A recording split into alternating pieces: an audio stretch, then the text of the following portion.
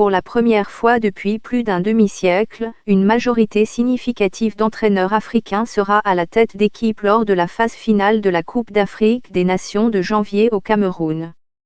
La qualification de la Sierra Leone sous la houlette de John Keïsté en début de semaine signifie que 14 des 24 équipes présentes à la phase finale seront dirigées par un entraîneur local sauf si les fédérations de football changent soudainement d'avis pour changer de personnel. Il s'agit d'un revirement significatif en faveur des locaux, qui ont longtemps été éclipsés par les entraîneurs étrangers d'Europe et d'Amérique du Sud lors des phases finales. La phase finale de 2002 au Mali a été la dernière fois où il y a eu plus d'entraîneurs africains que d'étrangers à la phase finale, mais à l'époque, sur un terrain de 16 équipes, il y avait une répartition presque égale avec 9 Africains et 7 expatriés. Depuis 1965 en Tunisie, où les 6 finalistes étaient dirigés par des locaux, il n'y a jamais eu un tel pourcentage d'entraîneurs africains, dans ce qui sera considéré comme un vote de confiance dans le talent local. Des pays comme le Burkina Faso, la Guinée équatoriale et le Mali, dont les dernières participations à la phase finale avaient été confiées à un entraîneur étranger, ont changé d'approche et opté pour des locaux. Le débat sur le manque d'opportunités pour les entraîneurs africains dans leur propre pays est depuis longtemps passionné. Beaucoup pensent que les fédérations ont tendance à privilégier les étrangers lorsqu'elles nomment un entraîneur national. Souvent, la réaction instinctive au recrutement d'entraîneurs a vu de nombreux Européens ou Sud-Américains accepter un rôle pour lequel ils n'étaient pas préparés ou qui dépassait leurs capacités.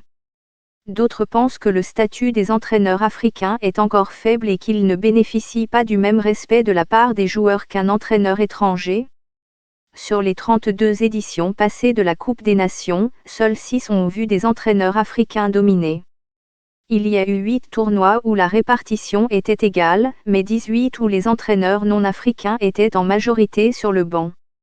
Ce chiffre inclut les 7 dernières éditions, qui remontent à 2008. Les statistiques concernent les entraîneurs en poste au début du tournoi, car il y a eu des finales où un changement a eu lieu pendant le tournoi. Lors de la dernière phase finale en Égypte en 2019, 15 des 24 entraîneurs étaient étrangers. En 2015 en Guinée équatoriale, seuls 3 des 16 finalistes avaient des locaux à leur tête.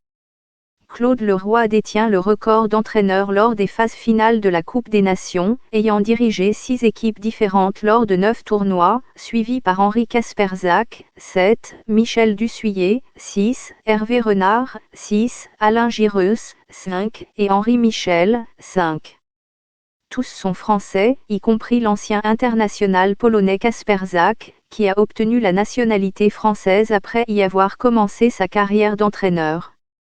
En comparaison, plusieurs entraîneurs africains n'ont participé qu'à 3 tournois, un record partagé par Mammouth Aluminium Gohari, Seka Gianfi, Florent Ibange, Fred Ozanduodou, Rabat Sadane et Hassan Chatta, qui a remporté ces 3 participations.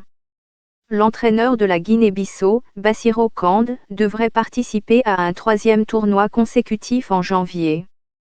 Sur le front des victoires, 17 Coupes des Nations ont été remportées par des entraîneurs africains et 16 par des étrangers, l'Algérien Djamel Belmadi ayant fait pencher la balance en faveur des locaux lors de la dernière édition en Égypte et renforçant l'argument en faveur d'un plus grand nombre d'Africains sur le banc des entrants à la Coupe d'Afrique des Nations 2021, l'histoire des entraîneurs locaux et étrangers dans les Coupes des Nations.